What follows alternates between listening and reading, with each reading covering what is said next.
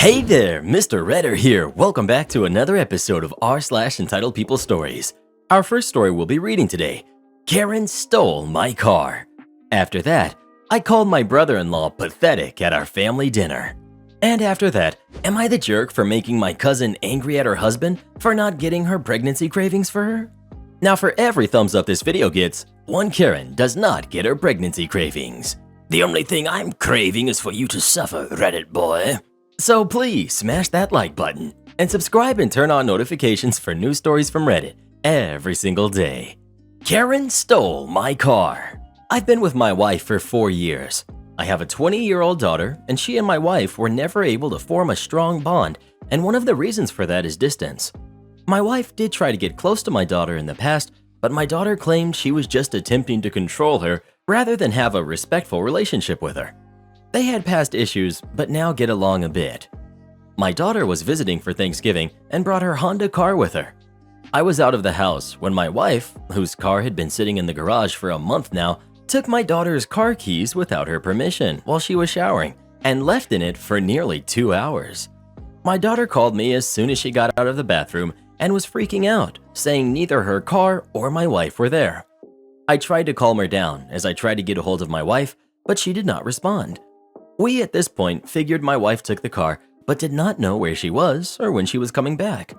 My daughter searched my wife's closet, then called the cops and reported her car taken. She called back to tell me my wife's closet was half empty and cops were called. I got off work and went home immediately, and on the way home, my wife called, crying. She just got picked up by the cops at Walmart and was brought into the station. I went over there and met my daughter there. We discussed what happened, and it turned out my wife took the car to go do some shopping and left my daughter a note in the kitchen to let her know since she doesn't have her number, and took clothes from her closet she packed earlier in the morning for church donations. But my daughter thought she ran away and told the cops that this woman, my wife, ran away with her car. My daughter got her car back and my wife was let go after filling out a form. I took her home, and that is where she had a fight with my daughter, calling her crazy for calling the cops on her and a few other things I can't remember. But I told my wife what she did was unacceptable and she should be grateful my daughter only called the cops in a moment of panic and did not press charges after what she did. My wife was shocked and started crying, saying she couldn't believe I sided with my daughter after she humiliated her and caused her panic and to be involved with the cops like that. I stated she should have not touched the car in the first place, and she defended herself, saying she was getting things done and buying stuff we needed for the house, but we made her out to be the bad guy. She left to her sister's place, saying she had had enough of my daughter's disgraceful and vindictive attitude towards her, and said she'll stay there indefinitely or until I get my priorities straight, because after what happened, she's no longer sure if she is my wife or whether she was treated as such. My wife's car isn't working and has been in the garage for a while now. That is why she took my daughter's car. Not the jerk. She stole a car. I mean, there are consequences to Grand Theft Auto. They even made a video game about it. If she wanted to borrow the car, she needed to ask permission. Skipping that step puts you right in the felony theft category. Everyone sucks here. This whole story makes no sense.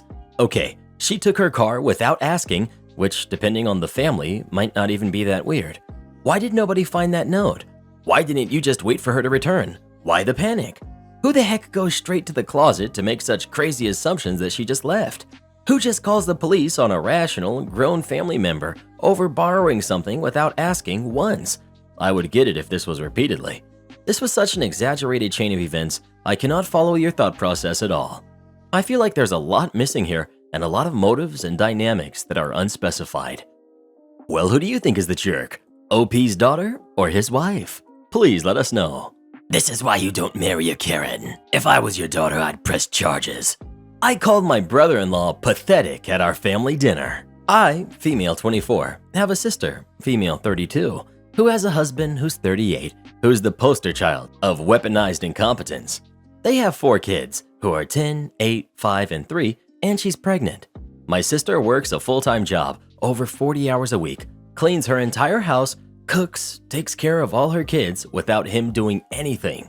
It's seriously mind-blowing that she wakes up at like 4 a.m., cooks breakfast, does chores, gets all of her kids ready for school, takes them all to school and daycare, and all he does is stay home and work. And when his kids get home, after my sister picks them up of course, he will play with them for a little and play video games until he falls asleep. She actually makes more than him. My fiance, male 26, and I had to stay with them for 6 weeks while our home was being renovated, and since we both work from home, we helped her, and it's amazing how much happier she is when she has help. I helped with the kids, and my fiance even drove her to the doctor's appointments. Her husband literally only acknowledges he is a parent when his family is around. Then he is a God-fearing, hard-working father of 5. He's the one that wanted more kids. She wanted to stop after her last baby, but he needed more boys. I'm seriously concerned, not only for her, but her kids as well, because now her oldest is seeing what's happening and trying to help, but my sister is prideful and refuses to let her kid do anything. Me and this man have never gotten along. He's been acting like this since their 8-year-old was born.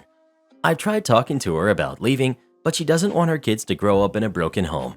And unfortunately, her experience with our parents' divorce was completely different than mine, so she doesn't understand that a divorce would benefit her kids here because she thinks they need their mom and dad together. Cut to this past weekend. Her and her husband threw a pre-Thanksgiving potluck where our entire family, plus his, was there. I stayed with my sister a few days before because I knew he wouldn't help. So we're at dinner, all talking, and I mention we are trying for a baby, and my brother-in-law makes an offhanded comment to him about how hard fatherhood is, and I snapped and said, "Like you would know." He looked taken aback and asked me what I meant, and I unloaded on him, calling him a pathetic excuse for a man who makes my 8 months pregnant sister do everything for their family. I went off for a solid 10 minutes, and he sat there shrinking in his seat. I left.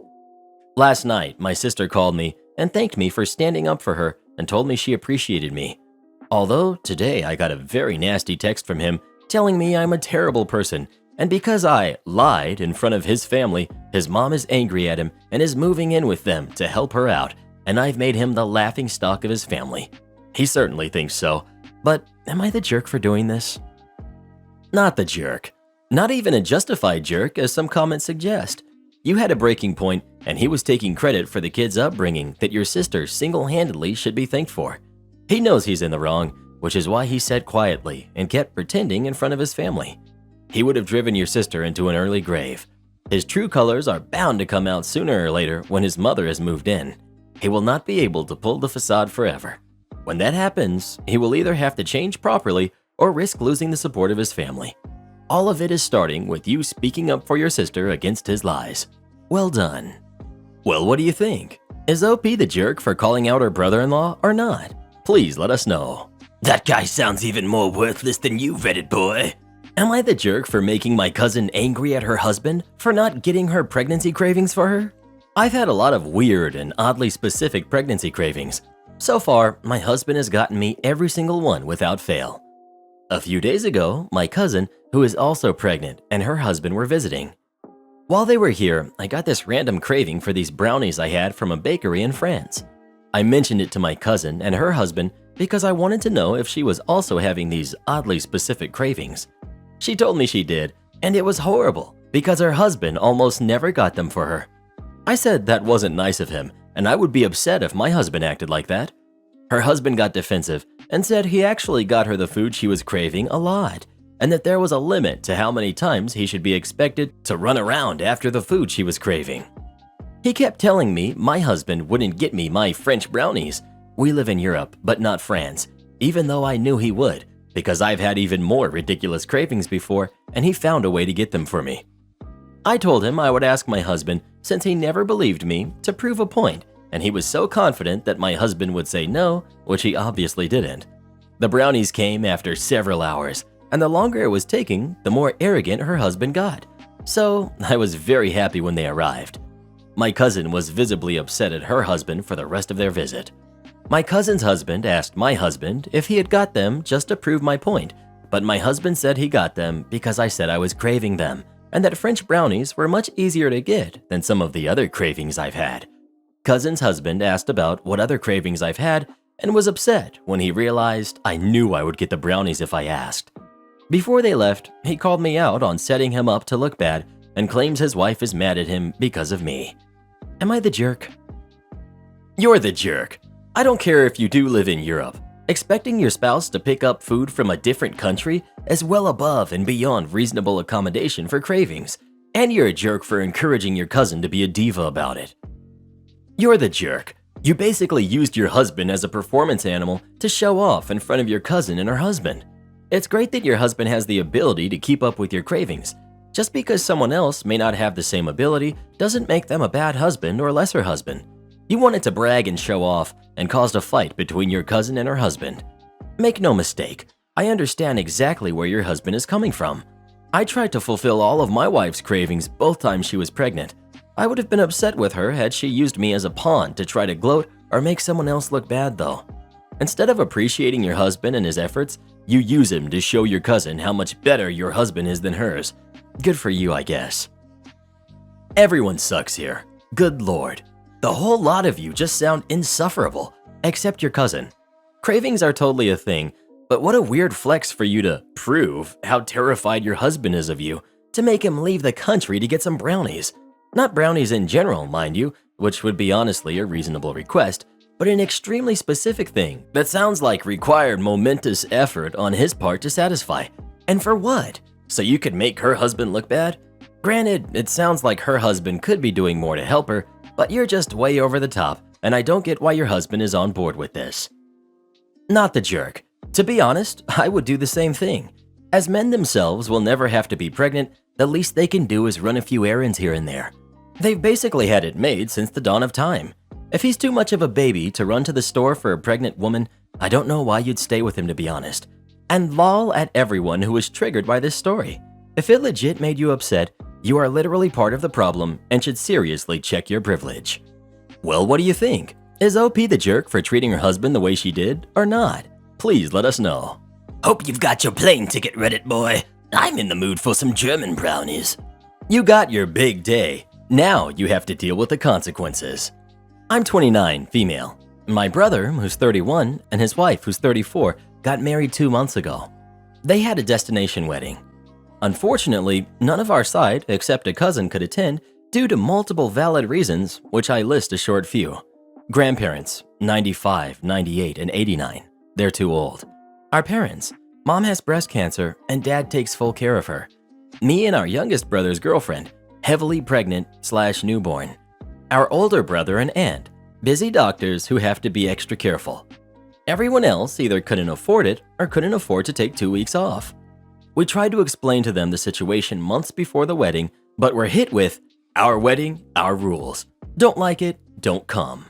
We asked to be able to help in any way we could, but a few weeks before the wedding, their attitudes changed.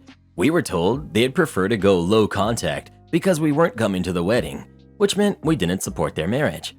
I even begged to pay for the bridesmaids' dresses, but my brother told me he didn't want my money. He wanted me at his day. I tried to explain to him his wedding was 4 days before my due date. He ended up screaming at me, calling me a spoiled, entitled brat, then blocking me. They did similar stuff with everyone else. They even went as far as getting my extremely sick mother upset to the point my father stopped talking to my brother. So onto the situation. After months of passive-aggressive posts on social media and bride/groomzilla tantrums, they wanted to make up with everyone due to my mother finding out extremely heartbreaking news. 6 months left.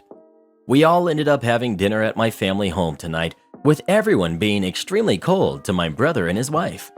No one really cared to listen to about their wedding, nor looked at their photos. My brother ended up getting us, the siblings, alone to ask us why we were being jerks. My youngest brother told him tonight wasn't the time, then walked out. Oldest brother said when mom passed, he would never speak to him again, but due to the fact I'm his only sister, he seems more mad and upset at me. I told them, you got your big day. Now you have to deal with the consequences. My brother and sister-in-law got extremely upset, then left. My mother asked what happened, but we told her he had an upset stomach and needed to leave. My brother sent me a heartbreaking email afterwards on how he felt so rejected that we weren't at his wedding, nor apologized afterwards. Sorry for my bad grammar, but with the news of my mom and having a newborn, plus the situation with my brother, my mind is like a noodle right now. Not the jerk. Your brother and his wife obviously had grand visions for their wedding and seemed to be entirely tone deaf about the viability of those visions. That's not your fault or issue. They seem pretty immature. Not the jerk. OP, I am so sorry that at this time when you should be celebrating the birth of your child, you have to deal with your mother's bad news. My mind is totally blown that your family meets while everyone is digesting the news that she only has 6 more months and your brother and sister-in-law want to discuss their wedding. Get you and your siblings alone, not to discuss your mother, but his hurt feelings. Maybe he'll grow up someday. Someone thought maybe sister-in-law was trying to alienate him from his family, but it sounds like he's stuck in a me stage of life. Am I the jerk for choosing to live in a city which will make it nearly impossible for my ex to see his kid? I, 28 female, got divorced from my ex-husband, John, 38 male, of 6 years in June this year. In 2019, I was diagnosed with PCOS after having multiple treatments and many complications, was told that I probably wouldn't be able to have a baby naturally. We'd been trying for a baby for 3 years, and as expected, this devastated us. Our marriage suffered because while I eventually made my peace with the situation, John couldn't seem to get past it. I suggested fostering and adoption, but his heart wasn't in it anymore. After months of hostility, zero intimacy, and withdrawn affection, I asked for couples therapy. He responded that he'd rather have a divorce. He said he had been checked out for a while, and there was no point dragging things out. I was heartbroken, and it didn't help that I was stuck living with him throughout the lockdown.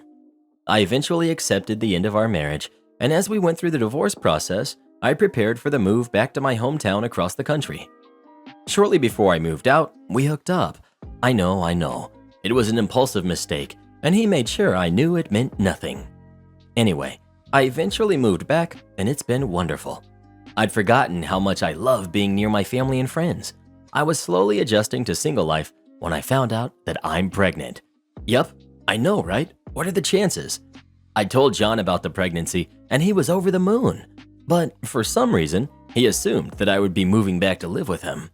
When I told him that I have no intention of moving back, but rather raising our child in my hometown, he lost his crap and accused me of trying to keep our child away from him out of spite. I told him that he could move if he wanted to be closer to his kid, but he insisted that he wouldn't be able to find work out here, that it made more sense for me to move back because I've only been at my new job for a few weeks, and it wouldn't be as much of a sacrifice as leaving the job he's had for 11 years.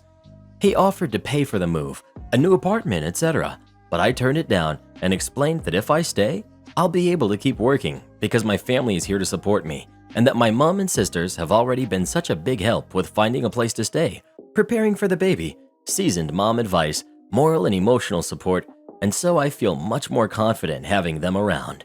If I moved back, I would essentially have to be a stay-at-home mom, which I really don't want. He told his family about the baby without warning me, and now I'm being bombarded with criticism from every direction and being threatened with legal action for alienating them from the baby. I don't see why I should be the one to compromise after having to up and move my whole life the way I did. Not the jerk. Oh my word, the unmitigated guile of this guy is insane. Tell him to find a different surrogate and to leave you alone. He tossed you aside when you didn't get pregnant and now wants you to sacrifice everything to be his new nanny to your own child. Of course his family is behaving like this. They're the ones that helped create that monster. I'm just so glad you were back home with your loving and supportive family just in time. Congratulations on your baby and happy holidays with true family. Not the jerk. You need an attorney and you need to start looking for one now. Start making calls. You won't have anything hit the courts until the child is born, but you need someone you trust on your side before that happens. After the birth, you will be exhausted and not in a place to successfully advocate for yourself and your kid. The last thing you'll want to do is interview family law attorneys.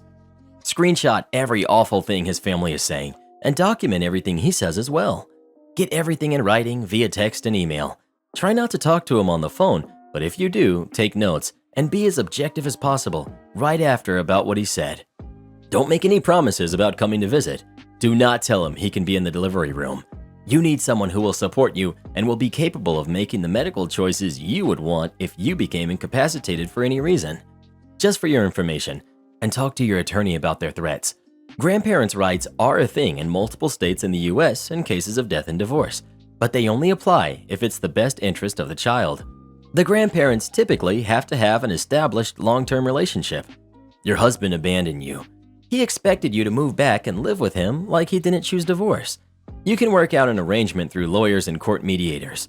You're not a jerk for that, and you're not keeping him away from his kid. He chose this route. He can deal with the consequences of his choice. Don't let them bully you into anything. Edit. I'm not a lawyer. I worked in a directly related field for a long time. And OP, if you move back there while you're pregnant or after the child is born, he can file to prevent you from relocating with the child in a lot of jurisdictions. You would need his permission to move. It's very important that you talk to an attorney about all of this before you do anything. The problem child and the PTA parent. I had to switch high schools my senior year, so I was just finding my footing with a lot of people who had known one another since kindergarten, since the school itself was attended solely by the kids of one small town. I first remember seeing Betty, not her real name, doing something she was apparently famous for, running into people and not stopping. Let me describe this for the full effect. Betty had a habit of expecting everyone and everything to move for her. So if she was walking down the hall and you were at your locker, she would ram into you full force, stumble back, and then immediately do it again, and again, and again, until whatever she was running into moved or she tripped over it. So if you were at your locker and she ran into you, you had to move or she would just keep repeating the same action, even going so far as to ram into the locker door until she could get through. She even went so far as to step on you if you fell to the floor during this. She never apologized, and honestly, I wasn't at all shocked because her expression never changed, and it really looked like someone just left a game running with a drifting controller, and the character was just wandering in that direction. Nothing anyone said or did during these moments even registered on her face or her eyes, or even her life, because if you confronted her about it, she would look at you like you were crazy and act like it never happened. No one thought this was even a lie, because it was clear she genuinely believed nothing happened. I learned from the rest of the school year over time that she had always been like this, and if anything, she was worse when she was younger. The other students knew she was not very smart and should by rights have failed every single class she had ever been in. But her mother was head of the PTA since her oldest daughter was born, so she was just moved along every year. And God forbid any teachers try to bring attention to her grades or complete lack of attention span, or they would be fired. Maybe it was because I was new, or maybe it was because I seemed an easy target, but it took no time for Betty to cling to me and for every teacher to encourage it because it meant less work for them. It was honestly a nightmare. She was everywhere I was, and they even switched my gym period around to be with her because, and I quote, "Someone needs to help her change before and after gym." That was a big nope for me, and I made sure to basically run out the door the second gym was over and change my clothes in a random bathroom because they could not punish me for not helping her, and frankly, there should have been no reason to help in the first place. It was like this weird game of chicken was going on with Betty's mother and the rest of the school faculty. She couldn't admit her daughter wasn't really fit to be in that school in any way because she was already on thin ice for reasons that are not really important to the story. But at the same time, it was immensely clear Betty needed help well beyond the teacher's pay grade for a public high school in a small town in the middle of nowhere. So they were at a stalemate. The teachers kept passing her and the mother didn't push too hard about weird things like helping her get changed and would instead just show up at the school and do it herself multiple times a day for various things like eating lunch with Betty and making sure she was using the bathroom correctly. Now, at this point, I'm sure you're thinking that she was developmentally disabled in some way and counseling and therapy were needed. That may be true, but it was from nurture and not nature, from what I was told and from what I experienced. I was informed that Betty actually had two older siblings, both about 10 years older, who were basically angels on earth. These two, a boy and a girl, were so kind and so sweet, butter wouldn't melt in their mouths. But they both seemed to be afraid of their mother and Betty, and a lot of their hard work and high scholastic achievements were based solely on graduating and moving away as soon as humanly possible from their mother and Betty. Apparently, Betty was a miracle baby, conceived well after medical science would have said it was no longer possible, and Betty's mother went bananas after her. She became obsessed and did literally everything for Betty and just never let her grow up. She was never punished, never learned how to problem solve, and never learned how to think independently because why would she need any of that when mommy was here to do all those boring things for her? Add all of that with the mother's place in the PTA, and Betty had never done homework or taken a test of any kind at any point in her 12 years of school. Her mother had done all of it. She had also pumped Betty full to the brim with unwarranted praise and adoration to the point where Betty actually believed it. Betty, the person who had never done anything involving school except be in the building and sit still during class, full-on believed she was a genius. She also believed she was better and prettier than every other human being on the planet and thought the reason she had no friends was actually envy. She full-on believed everyone was just so upset they weren't as smart and pretty as her, and they decided the only way to live with their own mediocrity was to full-on ignore her. Now, at this point, you might feel a little bad for Betty. I would have too. But then she opened her mouth, and the amount of toxicity and venom that spewed forth was strong enough that I'm still shocked the EPA didn't show up and encase her in a glass dome labeled toxic waste dump. She was hateful, arrogant, self-centered, apathetic, and cruel. But that is all just a setup for the thing that finally broke Betty's mother and yeeted Betty out of the school forever: the senior play. Now, the senior play was a big deal at this school. Only seniors could be in it, and everyone else was stagehands and lighting. Betty not only wanted to be in it, she wanted to be the star. Here's the thing though, Betty could not act, could not take any sort of direction, and was functionally illiterate thanks to her mother never letting anyone teach her to read. Betty's mother decided that, because of this, she was going to basically co-direct the play, and by that I mean stand next to Betty and repeat all her lines to her over and over again while moving her around the stage physically. It took less than a week for the actual director, a teacher who was retiring in less than 3 months and could not give less of a hoot anymore, to throw his hands in the air and say this was clearly not going to work out and that Betty needed a role with way fewer lines and much less stage time. The mother actually agreed to this.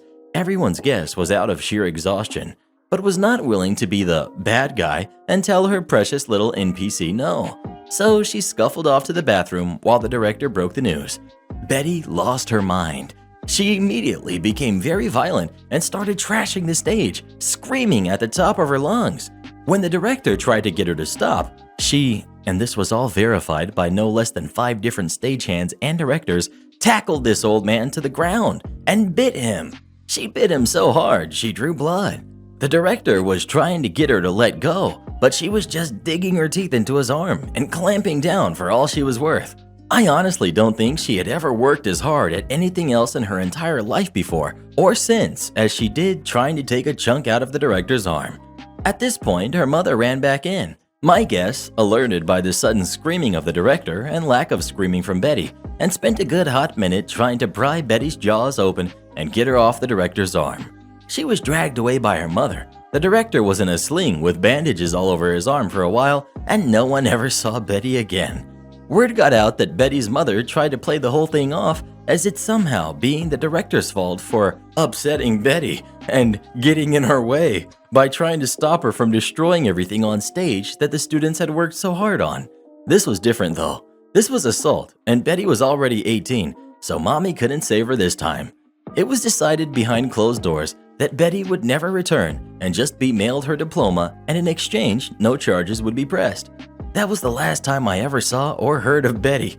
But from what I understand, she still lives with her elderly mother to this day, and it has sucked the soul right out of that woman.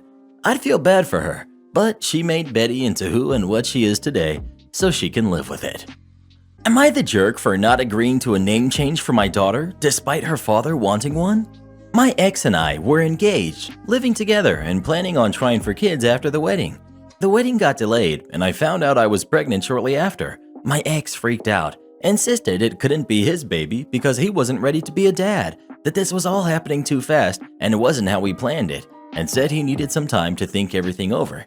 He then moved out, blocked me, and didn't answer any kind of attempted contact for 10 months. Our child was born without him there, and I named our daughter Elizabeth Laura Smith without his input. Elizabeth because I like it, and it reminds me of my favorite book character. I work in literature. Laura after my grandmother, and Smith is my surname. My ex has reached out. He said he waited this long because he wasn't sure how far along I was when we were together, but he figured the baby had to have been born by now. I said that his timing was a little off because she's 5 months old. X has said he's planning to sort out custody. We've not discussed logistics yet, but he's unlikely to get anything before she turns 1. He asked if I'd named her yet, and I told him what I'd named her. X then said he hates that name. He thinks it sounds old and stuffy. He says that as his mother, Mary, has recently passed, November 2019, he wants to name our daughter Mary. He says Mary must be the first name and that I can have either Elizabeth or Laura as the middle name. I made clear in no uncertain terms that I will not change her name. I hate the name Mary. I hate how it sounds, both alone with Elizabeth/Laura Smith on the end of it. Plus, I didn't like his mother either, though I didn't remind him of that. X said that if we're going to co-parent, then I have to learn to compromise, and that this is the place to start, and that it's unfair that I got to choose both her first and middle name. I said that if he hadn't blocked me for the better part of a year, he'd have been able to say all of this when she was born. X said that the above is proof that I'm being petty and that he can't undo the past, but I can't prevent any feelings of dislike or resentment from him over this name in the future, and that as the father, he should have a say in his daughter's name. He also says that he's willing to let her be a Smith and not force me to use his surname, which he feels is proof he has already negotiated. Am I the jerk? Support our channel by joining as a member today, and we'll give you a shout out in our next video. Or come watch this video next. You won't believe what Karen does in that one.